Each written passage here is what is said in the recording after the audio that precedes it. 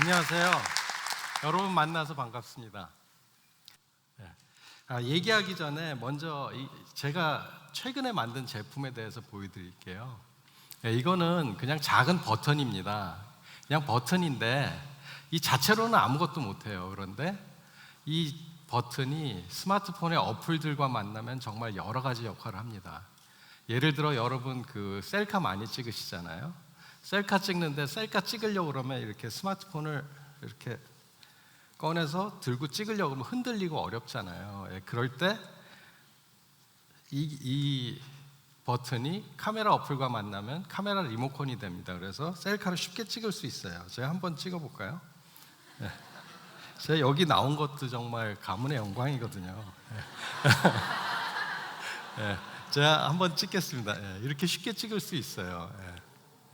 이렇게 찍을 수도 있고요. 그 다음에 요즘은 레저 활동도 단체로 많이 하잖아요. 자전거도 단체로 많이 타고 스키장에 가도 단체로 타잖아요. 그럴 때 이걸 하다 보면 여러 사람이 공통으로 얘기할 수 있는 채널이 필요할 때가 있거든요. 그래서 자주 이런 걸 하는 사람들은 무전기를 삽니다.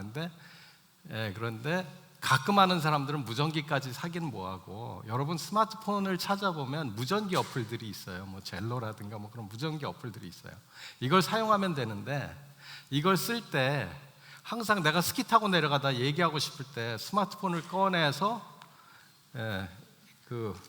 무전기 어플 화면을 열고 무전기 어플 조작하는 게 불편하잖아요. 그죠? 불편한데 그럴 때 이 버튼이 있으면 이 버튼을 갖다가 이렇게 누르고 그냥 얘기하면 돼요. 이렇게 되는 거거든요. 그래서 스키 탈 때 이걸 그냥 주머니에 넣고 이어폰 한쪽 귀에다 꽂고 이거 앞에 옷에 달고 다니다 누르고 얘기하면 돼요. 또 운전할 때 전화 걸 때 위험하잖아요. 그럴 때 이걸 누르고 이름을 말하면 전화를 자동으로 걸어주기도 해요. 여러분 이런 물건 처음 보셨죠? 그래서 사실은 제가 이 얘기를 꺼낸 게 이 제품에 대해서 말씀드리려는 게 아니라 이런 창조적인 제품의 그 성공 조건에 대해서 말씀드리려고 얘기를 꺼냈습니다. 최근에 창조경제 얘기를 많이 듣거든요. 그런데 그 창조경제라고 하면 여러분 이게 뭐라고 생각을 하세요? 저는 창조경제라면 우수한 기술력을 바탕으로 세상에 없던 그런 물건을 만들어서 이렇게 사업화하는 거라고 생각을 했거든요. 저는 공대생이었으니까. 그랬는데 이걸 해보니까 제품이 창조적이면 창조적일수록 성공하기보다는 실패하기가 훨씬 쉽다는 거예요. 왜 그러냐면 이 창조적인 제품일수록 이 세상에 없었기 때문에 이게 팔리는 시장이 없어요. 그리고 사람들이 이런 제품이 나왔다는 걸 몰라요. 그래서 이걸 알리면서 팔아야 되거든요. 조금 유식하게는 마케팅을 해야 되는 마케팅 노력이 많이 들어가는 제품이거든요. 다 이해가 가시나요? 약간 그 교과서에 나오는 내용처럼 이해가 가긴 하는데 약간 좀 그럴듯하기도 하고 애매하기도 하고 그러실 것 같아요. 그래서 이 얘기를 제가 직접 해봤던 제품을 중심으로 이게 왜 실패했는지를 살펴보면서 하나하나 설명드리려고 그래요. 제가 만들었던 첫 번째 제품은 아이엠폰이라는 제품입니다. 이 제품은 10년 전에 만든 제품인데요. 이렇게 생긴 USB 제품처럼 생긴 제품이에요. 그래서 이거를 컴퓨터에 꽂으면 인터넷 전화가 실행되고 또 이 안에 무선 통신 모듈이 있어서 스마트폰하고 연결이 됩니다. 그러고 나면 내가 스마트폰에서 전화를 하면 인터넷 전화로 나가요. 그래서 해외 출장 갔을 때 인터넷이 물려있는 PC에 꽂고 그 주변에서 전화하면 전화가 되는 그런 솔루션이었어요. 물론 로밍 요금도 안 나오고요. 정말 전화 걸고 받을 수 있는 아주 획기적인 제품이었습니다. 이게 어느 정도였냐면 제가 제품을 출시하고 나서 한 2달 있으니까 프랑스 텔레콤하고 브리티시 텔레콤에서 막 연락이 오는 거예요. 그리고 그쪽 대표 앞에서 데모도 하자는 얘기도 막 들렸고요. 그래서 이게 웬일인가 하고 구글을 쳐봤더니 이 제품에 관한 기사가 전 세계 언어로 번역이 돼서 거의 6,000건 이상 나오더라고요. 그래서 저는 이제 고생 끝이다. 완전 대박이다 그랬거든요. 그런데 제가 정확히 그러고 나서 2년 후에 완전히 쪽박을 찼어요. 그게 왜 그랬을까요? 저는 그때 제 제품을 갖다가 출장 가는 사람들한테 막 보여주고 설명을 했거든요. 그랬더니 다들 좋대요. 하지만 정작 제 제품을 사는 사람은 이 시장의 주도권을 쥐고 있던 이동통신사였어요. 그리고 저는 그들의 입장에서 한 번도 생각을 안 해본 거죠. 이동통신사가 저희를 찾아왔어요. 그 이유는 후발주자가 고객을 모으기 위해서 한 번쯤 만지작거릴 수 있는 카드였기 때문에 그래요.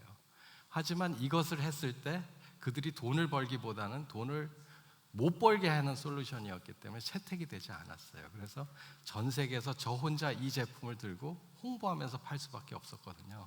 나중에는 홍보비가 너무 들어서 1년 후에 나 이제 이런 제품 다시는 안 해. 그러고서 이걸 접었어요. 그리고 나서 한 6, 7년이 흘렀거든요. 그랬더니 이제 그때 아팠던 기억이 막 가물가물해지는 거예요.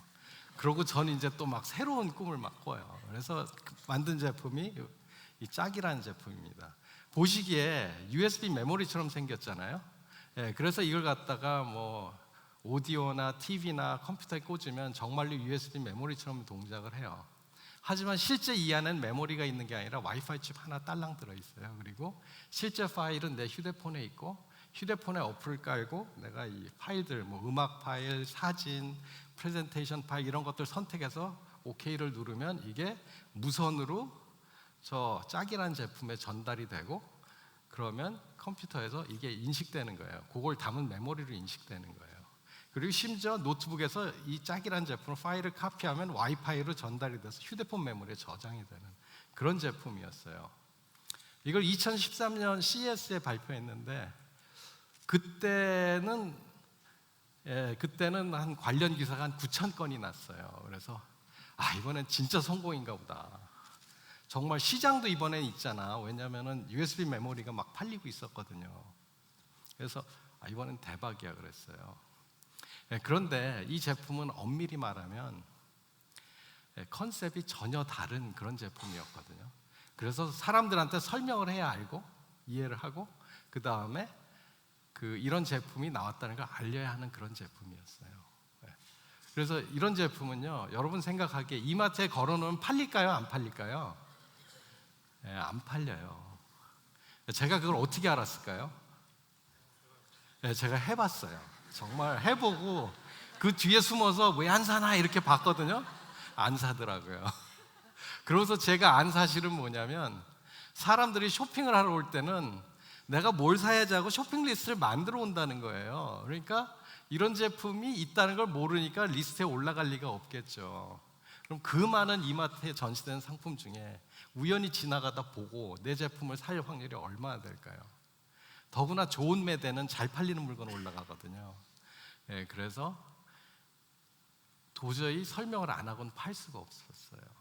그래서 이거를 할 수 없이 제가 바이럴 마케팅을 하면서 한 1년 반 동안 꾸준히 팔았어요. 여러분 바이럴 마케팅 하면 금방 퍼질 것 같으면 그렇지 않거든요. 천천히 퍼져요. 천천히 퍼지면서 팔겠다는 사람이 나오고 드디어 1년 반이 지나니까 올 가을에 유럽에 처음 수출이 되기 시작하고 이제 팔리기 시작해요. 하지만 이 제품의 라이프 사이클은 IT 제품의 속성은 한 3년이거든요. 제가 1년 반을 마케팅하는데 까먹었어요. 그래서 이게 결코 성공이라고 보기 어려운 제품이에요. 그 다음에 제가 세 번째는 건너뛰고요. 이게 마지막 제품인데요. 이게 여러분이 보신 제품이에요. 그래서 이번 제품만큼은 제가 과거의 경험들을 다 넣어서 만들자 한 거거든요. 그래서 제품을 만들 때부터 어떻게 시장에 팔고 어떤 방법으로 마케팅하고 어떤 방법으로 소비자들한테 사용법을 알려줄 것인가를 고민해서 제품 안에다가 다 담았어요. 따로 이런 것들을 하지 않아도 되게. 그래서 이 버튼을 만들고 휴대폰 앱을 개발할 때 저는 기본적인 기능만 만들고 그 다음에 나머지 기능은 아주 유명한 어플들을 찾아갔어요. 예를 들어 뭐 티맵이라든가 캔디 카메라든가 아니면은 무전기 앱 젤러라는, 젤러는 미국에 있는 앱인데 한 6천만 다운로드가 되는 큰 앱이에요. 이런 데를 찾아가서 제안을 했어요. 버튼을 보면서 이 버튼 이쁘지 않냐? 이 버튼을 여러분 어플에 액세서리가 되게 해주면 정말 사용자들이 편리해진다. 셀카도 찍기 쉬워지고 무전기도 쓰기 쉬워진다.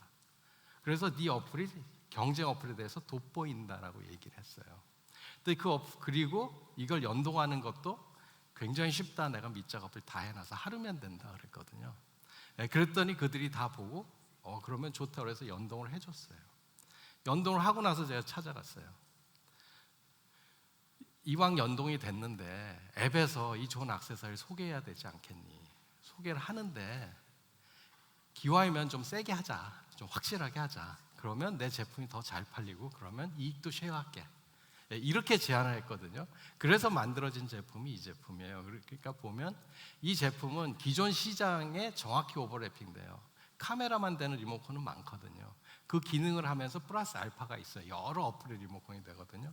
그런데 그 제휴 앱 자체가 차별화 포인트면서 마케팅이 저절로 돼요. 거기서 내 제품이 알려지는 거죠. 근데 그 앱들이 어떤 앱들이에요? 막 가입자가 1000만씩 있는 앱들이잖아요. 거기서 막 소개가 돼요. 그리고 이게 기능이 많다 보니까 설명하기도 힘들고 막 복잡한데 그 앱을 보고 사람들이 오기 때문에 이게 자기가 어떻게 쓸지는 이미 알고 들어와요. 그래서 이 앱에 대해서, 이 제품에 대해서 굳이 막 구구절절 설명할 필요도 별로 없어져요. 이렇게 해서 기획을 했거든요. 근데 이거는 이제 출시한 지 뭐 한 달 반밖에 안 돼서 아직 어떻게 될지 몰라요. 그래서 다음에 제가 이게 성공했는지 아니면 또 다른 장애물이 나타났는지 제가는 다음번 기회가 만약에 된다면 설명을 드릴 수 있을 것 같아요. 그래서 시간이 얼마 안 남아서 제가 이게 맺는데요. 자, 결론은 창의적인 제품은 정말 시장이 성숙되어 있지 않기 때문에 거기에 대해서 신경을 많이 써야 돼요. 창의적인 제품은 마케팅조차도 창의적으로 할 수밖에 없어요. 그리고 효율적인 방법을 찾아야 돼요. 이게 가장 절실합니다. 실제로 여러분이 사는 공산품의 대부분의 가격은 유통비용이 70%예요. 제조비용은 30% 정도밖에 안 됩니다. 그런데 창의적인 제품은 그 70%에 커다란 장애물이 있는 거거든요. 그래서 이 부분을 반드시 대책을 마련하고 들어가야 혹시라도 여러분들이 이런 제품으로 창업을 할 때 골치 아픈 일이 없어집니다. 그 다음에 이 시장을 만드는 게 너무 어렵기 때문에 시장의 경쟁자는 시장의 파이를 나눠 먹는 사람이기도 하지만 이 시장을 키워나가는 동반자이기도 해요.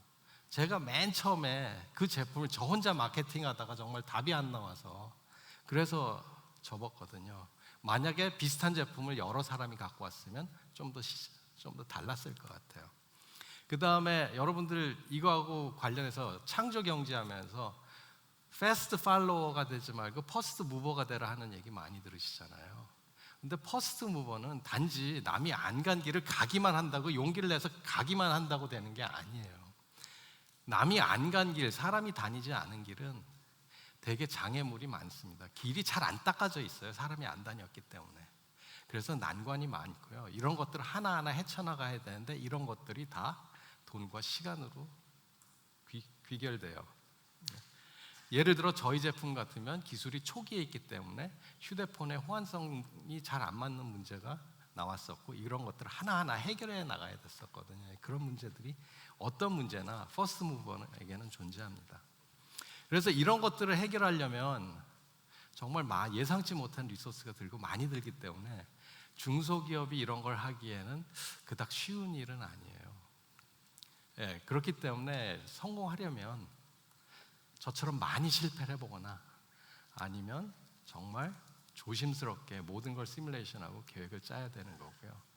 그 다음에 그래서 내가 제한되는 리소스를 가지고 가려면 이 파트너를 찾을 수밖에 없는데 이 파트너를 찾을 때는 상호 이익을 고려한 접근을 해야 된다는 거죠. 즉 나의 성공보다는 그들의 성공을 먼저 얘기를 하고 접근할 때 그래서 그들이 성공했을 때 내가 도움이 되는 구조 그런 구조를 가지고 접근할 때 여러분들이 원하는 도움을 받을 수 있는 것 같습니다. 여기까지 해서 제 얘기 마칠게요.